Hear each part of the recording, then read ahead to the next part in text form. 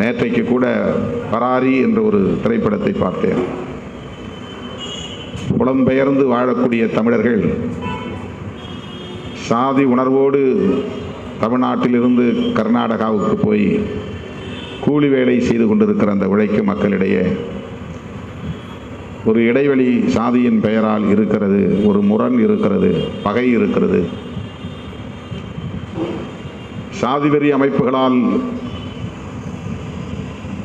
ஊட்டப்பெற்ற திணிக்கப்பெற்ற அந்த சாதி உணர்வு, சாதி வெறி உழைக்கும் மக்களிடையே ஒரு இடைவெளியை உருவாக்கி வைத்திருக்கிறது.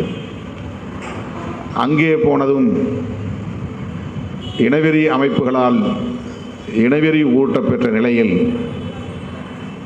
நான் இந்த மண்ணை சார்ந்தவன், நீ தமிழ்நாட்டிலிருந்து வந்தவன் என்று